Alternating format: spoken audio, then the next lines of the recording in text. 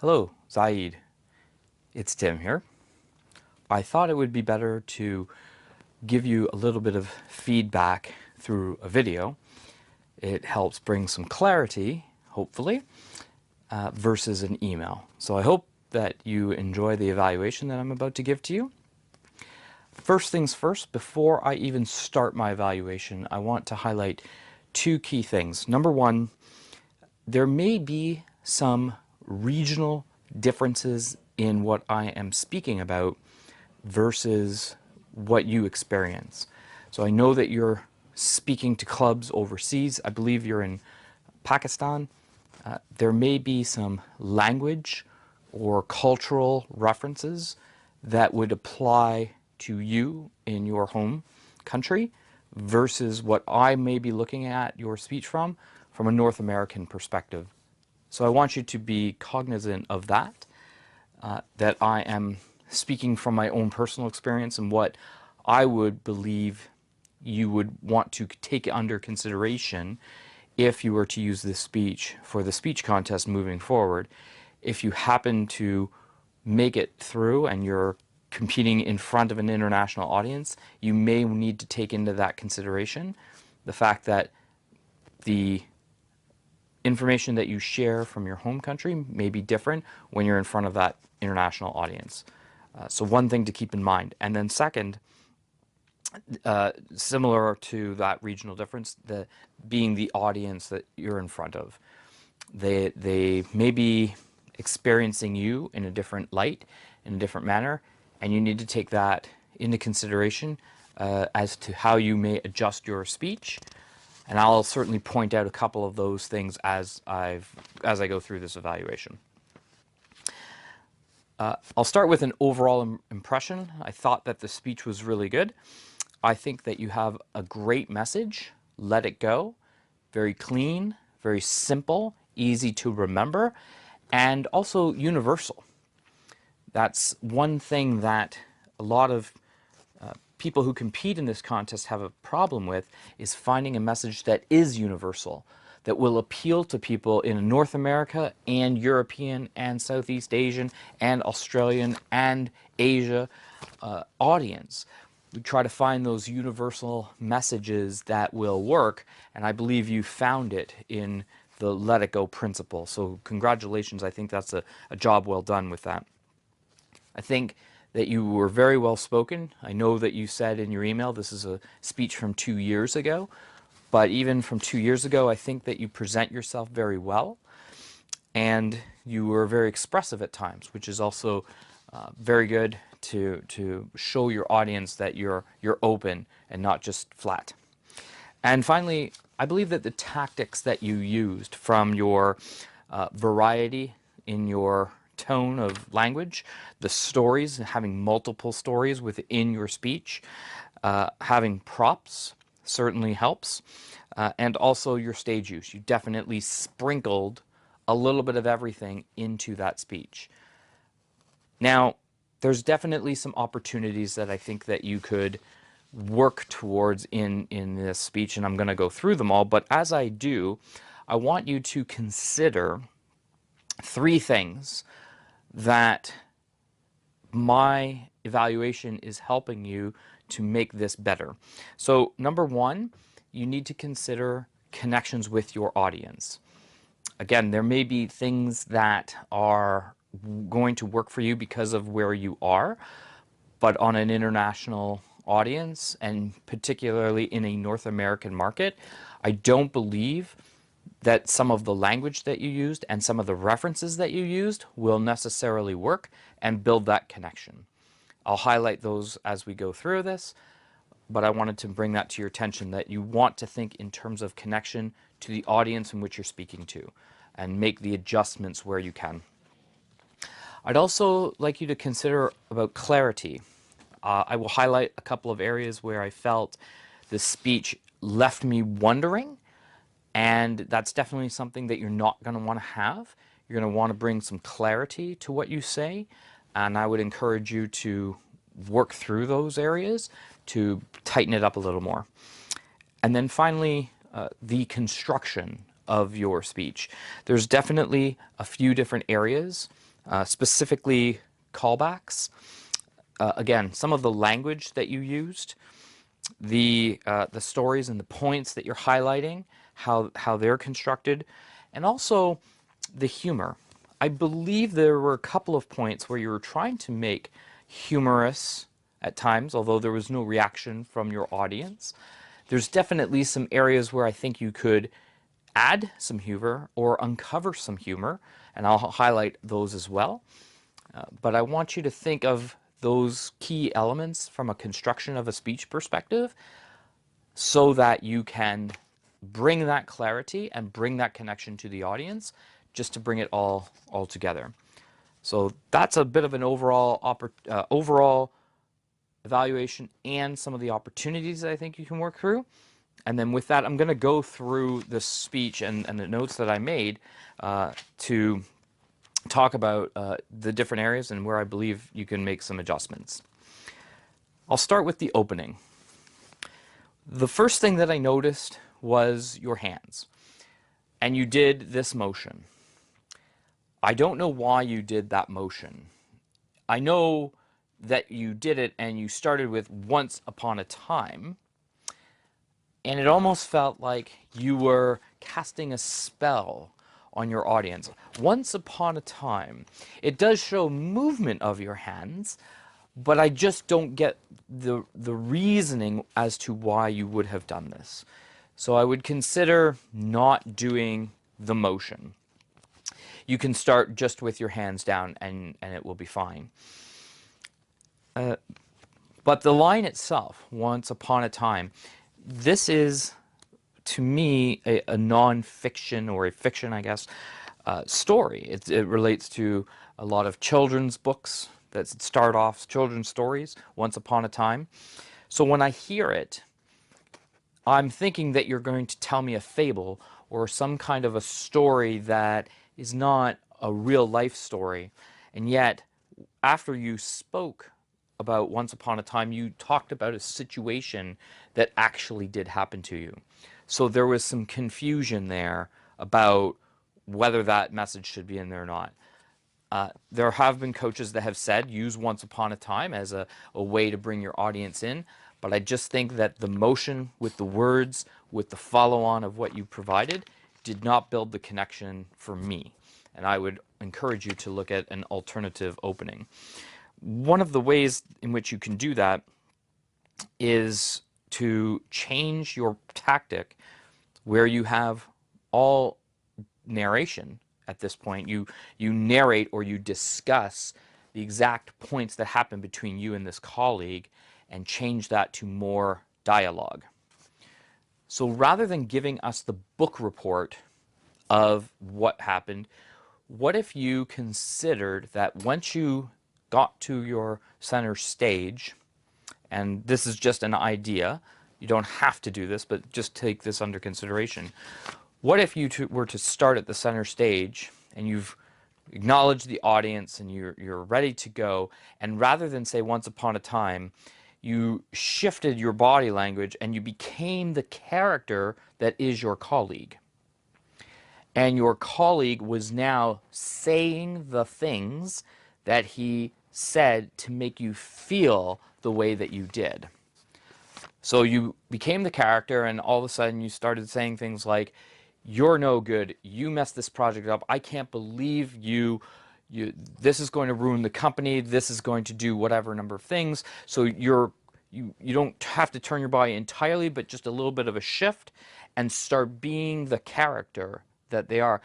And when you finish a couple of lines of around what it is, you can then turn back to your audience and say something which is along the lines of the questions that you had, which was, have you ever been betrayed by someone in your life? So like this person, like this example. Now you have a little bit of staging within the first few moments of people. So they see you yelling, they're not sure if it's you or not, and when you ask that question and refer back to it, now they realize, oh, he got yelled at by that person. That's not very good. So that's a way you could adjust that. but play with it and consider it. The thing I wrote down here, and I've used this example before, one of my favorite movies is Mission Impossible 3. And if you haven't seen it, it's a Tom Cruise movie. The synopsis I won't go into a whole lot of detail, but it is the opening scene that really is something that I enjoy. So Tom Cruise is the main character. He's the hero of the story, and the bad guy who had captured him, we didn't know that he was captured. The way that the movie starts is the movie screen is completely black. We hear a little bit of ruffle noise in the background, and then not a gunshot, but something jarring happens. And when it does, we hear a scream, which is Tom Cruise screaming, and now there's light. Now there's a scene that we're seeing, and he's tied down in a chair, and this person has a gun, and he's pointing it at somebody else who, when the camera pans around, is a woman. And you can tell, even though we haven't been told what the character is, who they are, but we know that Tom Cruise knows who that woman is, and he knows that, you know, she's in trouble because she's chained down directly across from him. And the bad guy starts saying, I'm going to count to 10, and you're going to tell me the information you need. And if you don't tell me by the time I've reached 10, I'm going to shoot her. So this goes on for a couple of minutes, and he gets to number 2, and that's when Tom Cruise is pleading, please, please don't kill this person. We can work out a deal. We can make things work. And then the next thing you hear is the bad person goes 1. There's a gunshot. There's a scream. The screen goes black again. And then the movie starts. And I love this opening because I'm so drawn in. You know, there's action, there's drama. How did he get in the chair? How did the woman get in the chair? Who's the woman? Who's this guy? Is he really that ruthless? Was the gunshot the killing of the woman? Or did the bad guy get killed? Or did he turn the gun and kill Tom Cruise? We don't know. There's so many questions that need to be answered, but we're already drawn in. And so I use that as a reference to you to say, you want to draw your audience in. So you don't need a full-on play. You don't want your opening to be 3 minutes. You need to capture your audience within that first 30 seconds, maybe a minute, but do what you can to try to draw them in. And that's where I think the idea around making it like a play or a movie in a sense, and start off by being fully expressive to your audience with your hands down, with no words, and the first words out of your mouth are when you turn, become the character, and then start yelling. But the character's yelling at you. So now you can play along with that and move it along in that manner. One last thing on the opening. You said something along the lines of a materialized world. You said something along those lines, and I couldn't understand what that was. Where the reference was to it, what it had to do with what you were speaking about. Just again, like, it's nothing wrong with the words themselves, but they didn't add to the story and they didn't move it forward, and they never came back up again in the speech, so they were wasted words in a sense. And so you want to consider, when you're constructing that opening, again, are the words all playing together to build onto the story and move it forward and bring it all together in one. So that's opening. Here in the opening, I also thought that there's an opportunity for some humor. So you could take, you could also, add the lines without doing exactly what I said. You may have a little bit of narration, but then do some lines or make out a little play, and however you want to craft it. We need to know who the person is. You say that they are your colleague. Well, we need to know a little bit about them, because a colleague could mean a couple of different things to different people.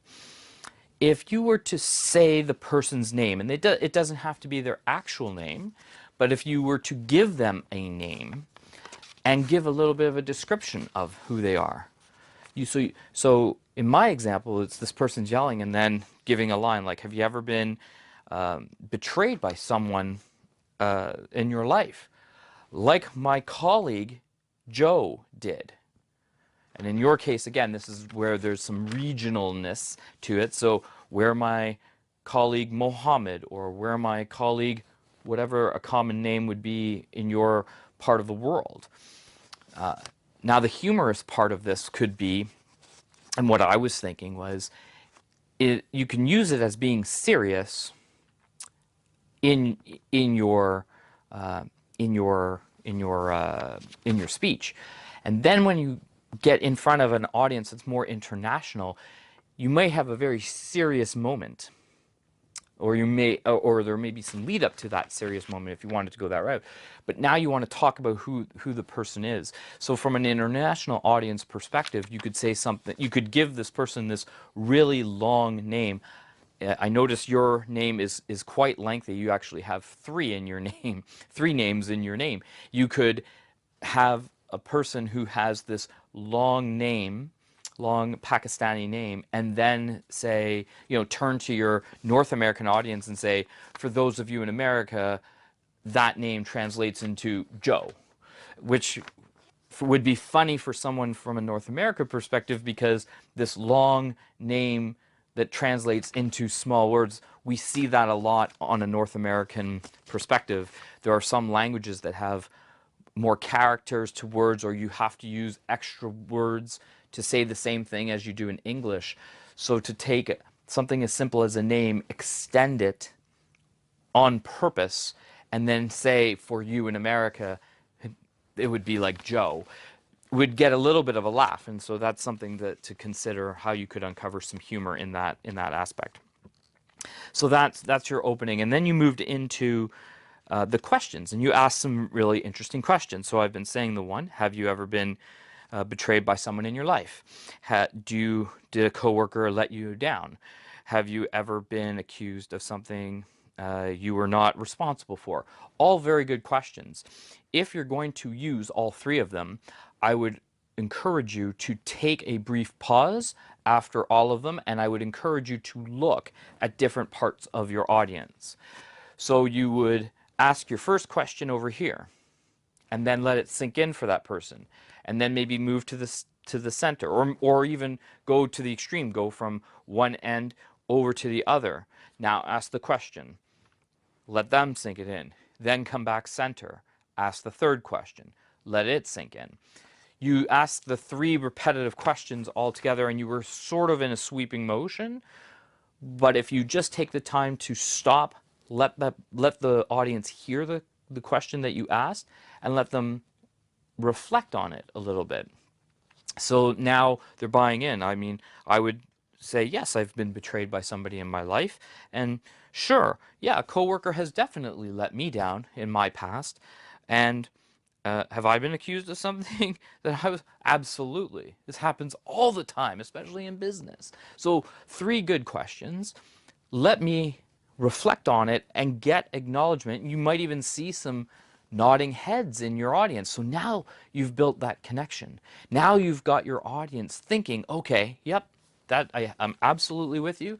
I know what you're talking about, and that you've drawn me in. The next question they will say, of course, is, so what? Or what's your point? Or, okay, now what? But at least give them that opportunity to experience you and to hear what you're saying, reflect upon it, be bought in because they are with you on it, and then move the story forward from there. I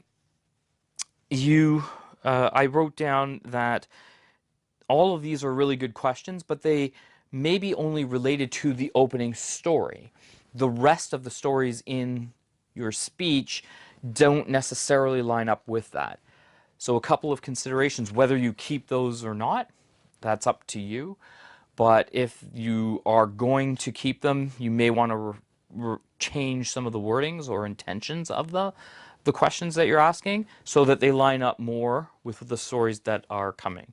And we'll talk a little bit about that as I continue on with the evaluation. There was one point where you talked about what was your reaction. So you asked the questions and you said, what was your reaction? And you said rage and anger, and you stopped. people remember items that are done in threes. So rage and anger and disappointment, or rage and anger and frustration. Like, you can add one more thing that will add the emphasis on what it is that you're trying to achieve there. Think in threes, and if you're going to have a sequence where you're listing, I mean, you had 3 really good questions, so the reactions, you need 3 reactions to the questions, 1 for each. So I would encourage you to find another one there. This was another opportunity to perhaps add some humor. So you may change your speech up a little bit and go, when you've had this happen to you, haven't you had some rather strong emotions or reactions? Like rage and anger, or like a marriage. Or you could find another humorous line or a humorous situation to add in. Marriage is not a frustrating item, although maybe for some people. But if you consider that your audience are all in happy, loving marriages, and then you add marriage as a third option, you have serious note, humor. So that's a tactic when adding, uncovering humor that a lot of comedians use. They have, a serious point, and then a joke. So the third one potentially could be a humorous item that nobody would get by having these kinds of things happen to them, and yet that would be something that would make them laugh if you wanted the humor in that moment. But if you wanted to draw your audience in and be on your side, then I may go with something like frustrated, so that they're, again, bought in. Yes, I'm totally with you. Those things happen to me. Those are my feelings. Again, so what? Now what? Where are we going with this? So a couple of things to consider there, but that's what I would offer to you for that. You then had the Emerson quote. And I liked this quote. I liked the placement of it. I think you had a great opportunity here for adding one other line. So you talked about, or the way that the line comes out, that Emerson says that every minute, every 60 seconds of you being upset is 1 minute that you don't have happiness. And you left it at that. I thought, wouldn't this be a great opportunity to ask your audience, so how many minutes in your life have you not been happy? You put it into a very small box, if you will, of if I'm not happy, or if I'm upset for 1 minute or 60 seconds, that's a minute that I'm not happy. So how many minutes have you been unhappy? And again, potentially, a humorous moment that you could uncover, or to lighten the mood a little bit. For me, it's only been 5. It's a minute of not being happy. For me, it's only been 5 today. Right? So you can play up on that element, or I'm up to 7,356, or use some random weird number that just people would be like, oh yeah, oh, yeah, like it's such a big number of, yeah, I'm that unhappy too, or I could beat you, I'm at least 10,000, whatever. So again, an area where you can uncover a little of humor, and I would just add to that quote, I would add a thought-provoking question to, again, get your audience to stay connected to you, reflect on what the quote was. You state it and there's nothing wrong with it, but it's what do you do with it? So if you get them to reflect a little bit and buy in on the fact that the whole premise of the Let It Go is to be happy, then you want to emphasize it from that perspective a little bit more. Okay? So now I will move on to the mentor story. This, again, we need to relate to who your mentor is. You have to give them a name. You have to give them some description. You just talk about the mentor, and you come to a different part on the stage. You talk about that I've I've talked about this. You're telling the story about you and your colleague, and you said something along the lines of, I told my mentor all of these stories, and then he said to me. Well, that's a pretty wide gap from my perspective to say that I had a conversation with someone and now they've just got this great bit of advice who I don't know who they are. So why should I believe that this one particular mentor of yours out of the blue just had this amazing thought of let it go? Maybe we can hear about the fact that this person went through a life-changing moment where they completely changed their life around from being the most upset, angry person I ever knew to being one of the most happiest people you would ever meet in your life. So if we get a name, number one, I would give that mentor a name. Don't just say a mentor. You can clarify that they are a mentor, but it's my mentor, Mohammed. It's my mentor, Dave. It's my mentor, whoever. And talk a little bit about who they are. Give them a bit of a description, right? My mentor, Dave, he stands about 6'4". He's taller than me, and he wears the most beautiful set of glasses you'd ever have seen. Something just again to paint a picture in the mind of your audience of who that person is that's going to be speaking.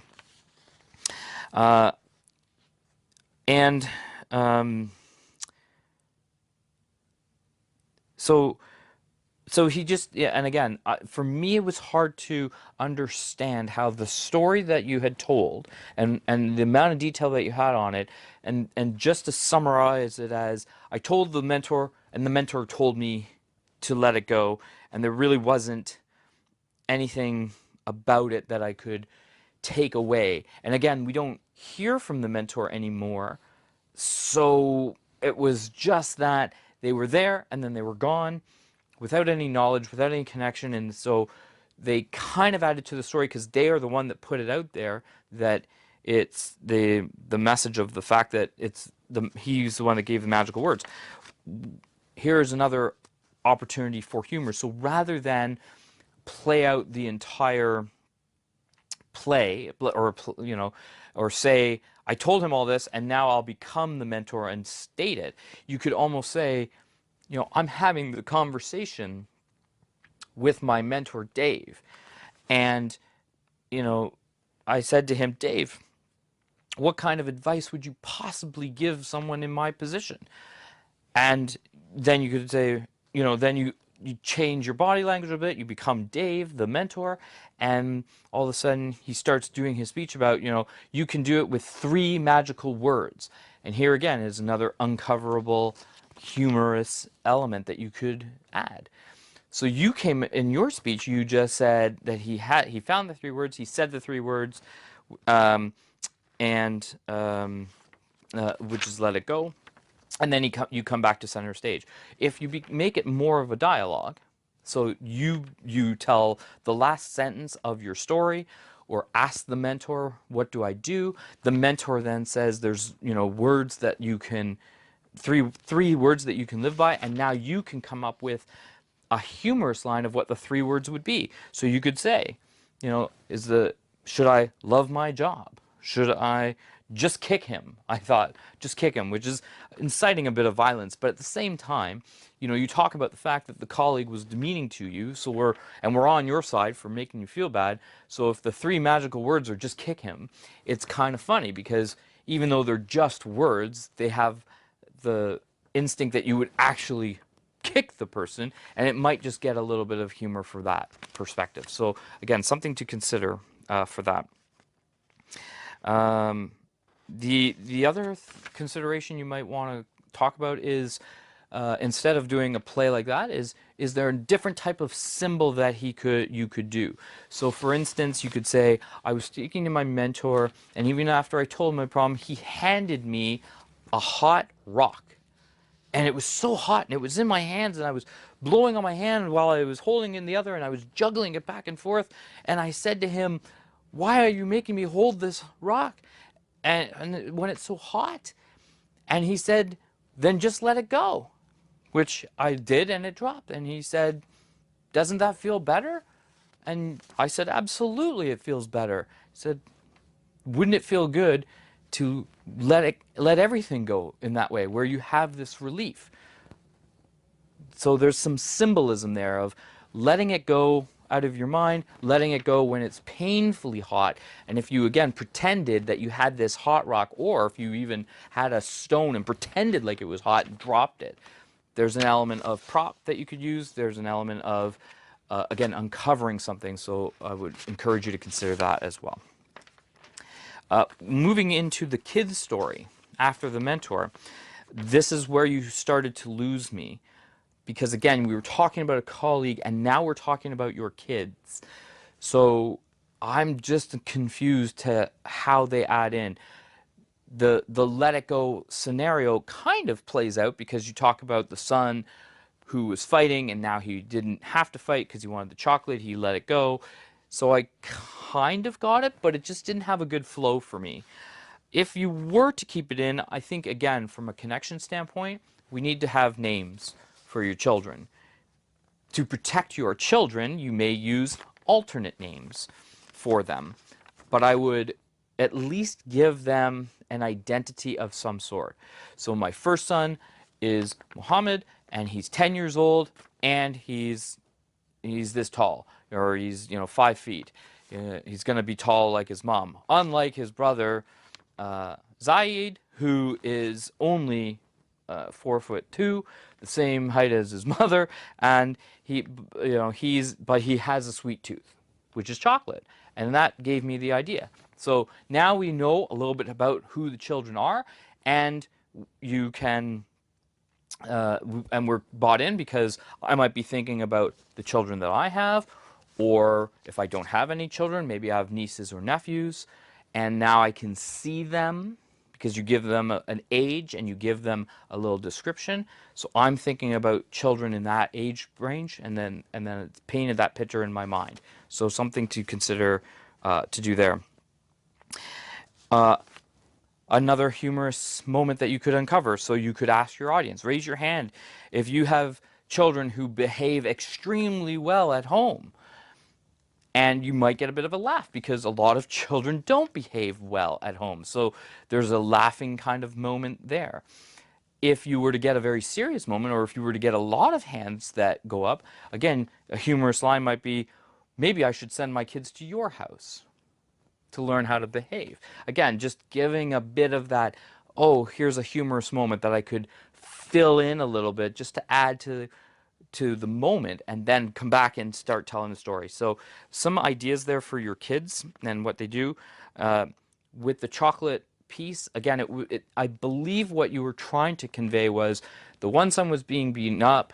Then I was offering chocolate to, I think, the older one who was doing the fighting, or maybe it was the younger, but you were offering it to one, and then it seemed like it was supposed to be the other child who came and was asking for the chocolate, where you turned into the child, but the references weren't very clear, and it just didn't gel, just didn't pull it together for me. So if you want to keep the story and you want to have that reenactment, give them names, give them descriptions, be clear on who is who, and just bring it a little bit more wholeness together of telling that part of the story.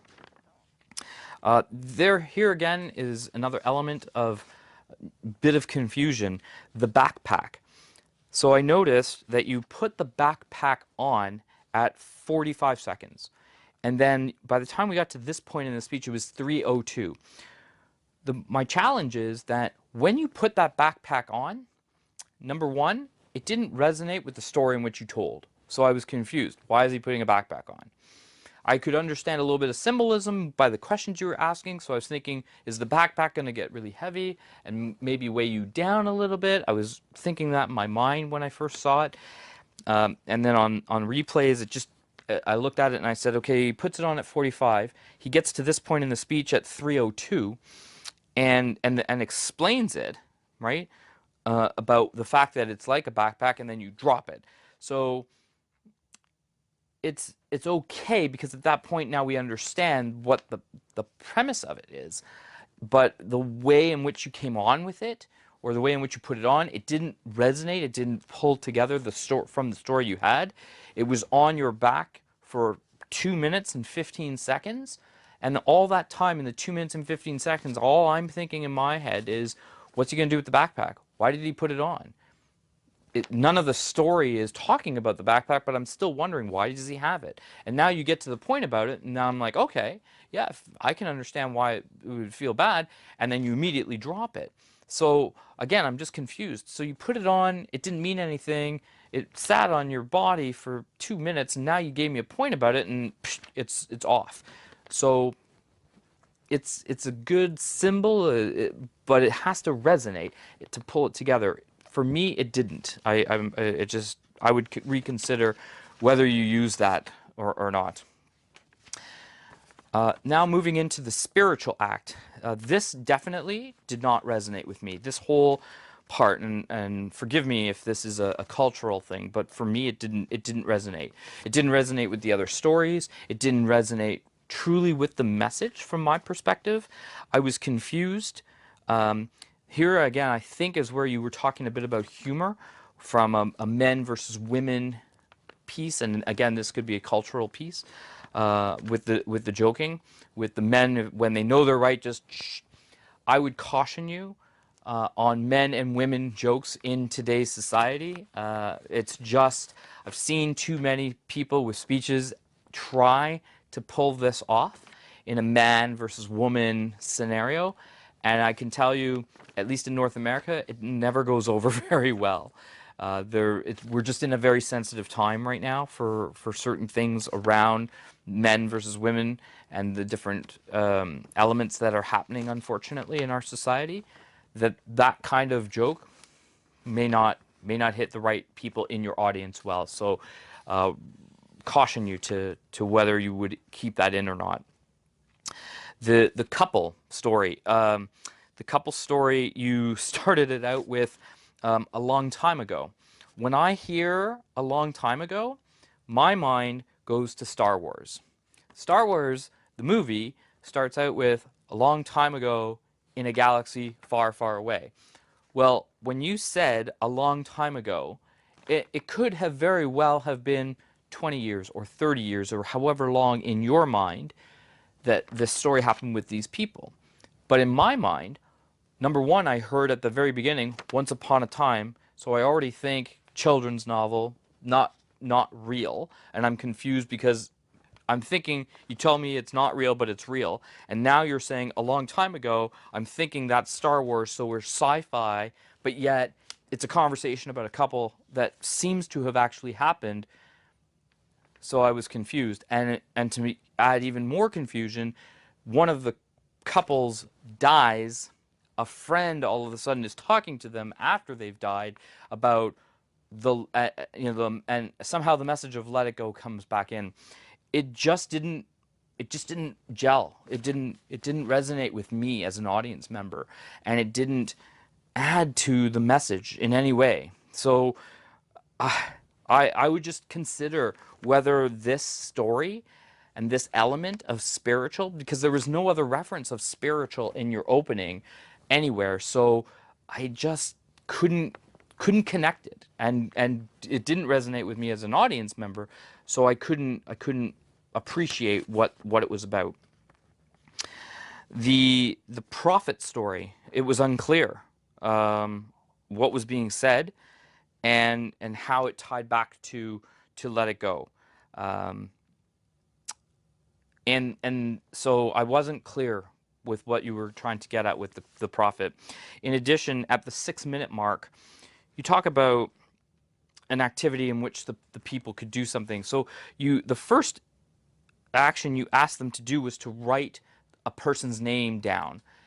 And you never did anything with that piece of paper. So when I listened back once, I said, okay, I'm going to write it down, what he tells me to do. He tells me to write it down. Then he tells me to pick up a glass and hold it out like this. Now I've got a piece of paper with a person's name on it, and I've got a glass. And then you tell me to put the glass down, to let it go.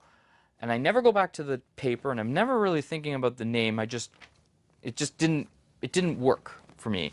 And logistically, I'm thinking to myself, you got this backpack that shows up and then drops, and then you gotta grab a water from one side to the other.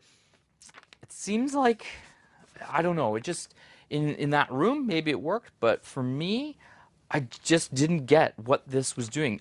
I can understand the symbolism around holding a glass of water and the pain up and down my arm. Yes, I can envision that. Yes, I can get it towards the message, but I just didn't, with the story before, especially when it was about the spiritual piece, it wasn't tying it together for me.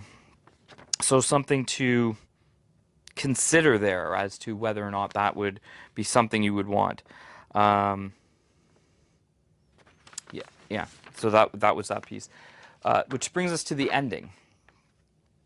In my opinion, here's where it would be nice if you can make a callback to the very first story. So earlier on, I think just before the prophet story or somewhere else, you did talk about the fact that I was going to forgive that person, and you did this. So now you're putting them off in the distance. So that action was a little bit confusing. And in the fact that it came in the middle of your speech, I think you could put it here at the ending. So and again, you may construct this completely different. You may have the story be much longer and drawn out, and then being here at the ending, it really does make sense. But if not, I would just encourage you to consider rewording it and putting it here. So we never really know what happens to the colleague until now. Maybe you take us through. Maybe you do keep all of the stories, and you have the let it go with your kids and the let it go spiritually that's cleaned up a little more. And now you need to let it go with that colleague of yours. So that's where you can say, here I am at the end, and I need to do something with that colleague, because I need to go to work, and I need to live a life of fulfilled and happy, not being with somebody who is not a nice person. So that's a better opportunity from my perspective to do the callback here at the end. You then said something along the lines of, the first to apologize is the bravest, the first to forgive is the strongest. It sounded like you said the first to forgive is the happiest. I think, again, coming back to my rule of three, can you find something else? And really, it's your message. So your message is let it go. So you can keep the three statement piece and say, the first to apologize in any wrongful situation is the bravest one. And I would then, maybe to close out the story, say, it was actually me who did apologize for making making the error in the whatever happened for that person berating you. But it's the first to forgive that's the strongest. And I forgave that person for yelling at me. I forgave them for the fact that that's not appropriate behavior, or something along those lines. And then you could finish up with, and the first to forgive is the happiest.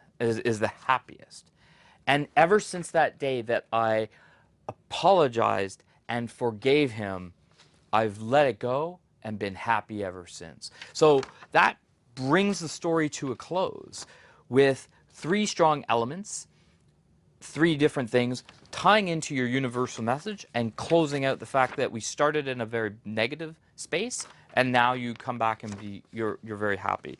So that's something that you may want to consider. And when you finish, you sort of said the last line, it tailored off. You kind of, and the first to forgive is happiness, and then you walked away. That's your strongest line. This is what we're going to remember you. So soak it all in. Be center stage. Say those, the first to apologize that's the bravest. And and again, if you consider my option, it would be, and on that day, I did apologize for what I did. So now we know you're a brave individual for doing so. And it's the first to forgive that's the strongest. And on that day, I absolutely forgave them for all the yelling that they ever did at me. So now we know you not only are brave, but you're strong, willing to stand up to someone like that. And it's the first to let it go that's the happiest. And for me, I've been happy. I've been a happy man ever since. Something along those lines. But now you've got your arms extended, you know, with palms up, so you're show no problems, but outreached and up, and you can thank you, and just hold that moment so that the audience can again soak up the fact that you're brave and strong and happy, and your arms are outreached, and you're almost giving like a big virtual hug to your audience. So something that you may want to consider, just not shy away, but just take a moment to stand and, you know, take everything in with your audience with a big embrace, and I think that would be a great way to end. It also takes away from the closing up. You felt like you closed up when you closed out that speech. So there's something there. A couple of final points. Miscellaneous things. So you mentioned 4 times my fellow Toastmasters and guests at 44 seconds, 3 minutes and 30 seconds, 5 minutes and 4 seconds, and 5 minutes and 58 seconds. I would encourage you, if you're going to use it at all, just one time. And probably the time that you did it at the 44-second mark makes the most amount of sense. But there are no rules that say you have to say in the speech contest, my fellow Toastmasters and guests. It's in the rule book. There is nothing in the rule book that says you have to say it. Now, there are judges that encourage you to say it, and I've seen people who have judged and said, well, they never greeted me as a judge, or they didn't say, you know, contest chair, fellow Toastmasters, and guests. You know, the fact that they didn't acknowledge people. Well, in a contest, you're already acknowledged when you come into the room. Does everybody have to do it? It'll make you stand out if you don't. But it's a risk based on whoever's judging. So I would caution you. Definitely, though, the 3 other times, just think about where they fell in the speech.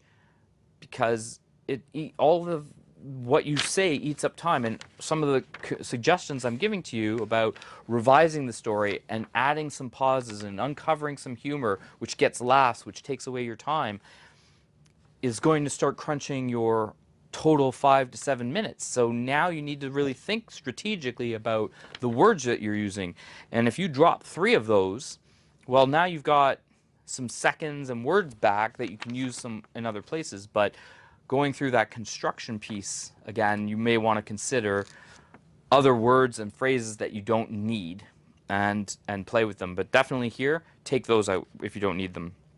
One time or no times, that's all that you need. I would also encourage you to look for contrast in the way you speak. So a lot of your speech was at the very same pace all the way through. Did you have vocal variety? Yes, because you turned into the child. You did a little bit of a change of voice on the mentor, but not very much. And then you had some actions with the bravest and the strongest. But there are definitely times, and this is where, again, part of the dialogue versus narration comes in. There are times when you can be having those conversations and you can be very fast and talking to your audience in a manner that's very quick and come to an abrupt stop. And then say something really slowly. You may even say it slowly again. So you do it here, say slowly. And then this side, said slowly. Just to build that contrast in. So instead of being all monotone and then bloop, throw in a scene with the kids where it takes you out of character, you can still be in your character as the person giving the speech, but I would encourage you to look for times when you can talk really fast and then talk really slow, talk really loud. Again, the person's yelling at you, and after he's yelling at you, he made me feel this small. like a little mouse. You know, like really go from being a big, gigantic voice to a really small voice. And again, that variety will break up them listening to your voice all the way through at the same pace. So that's some creative play that you want to consider in the different scenes throughout the speech, just to add this a little bit to that. And my final tip to you would be around timing. So when Misako reached out to me, she mentioned the fact that you would be speaking in about 2 weeks at your area contest. And if you're using this speech and now you're looking at this feedback and thinking, I've got some work to do, my encouragement to you would be this. Spend some time going through, taking in these suggestions, playing with the speech, doing some reconstruction. But at a certain point, you need to lock your speech in, at least for the next contest. So if your area contest is in 2 weeks, probably within the next 1 week, 5 days, get your content of your speech locked in, and when it's done, don't change anymore.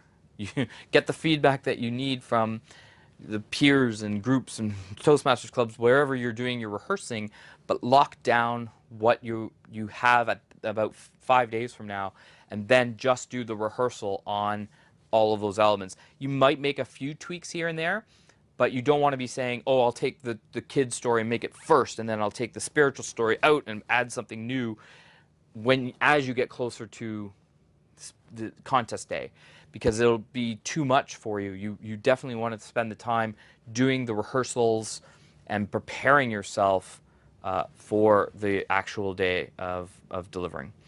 I hope that is helpful. I hope you can take some of that and apply it and be very successful in the speech contest. And I wish you all the luck in the world. Thank you for giving me the opportunity to evaluate and serve you. I hope this helps you move forward far along in the contest, and I look forward to seeing you up on a stage very soon.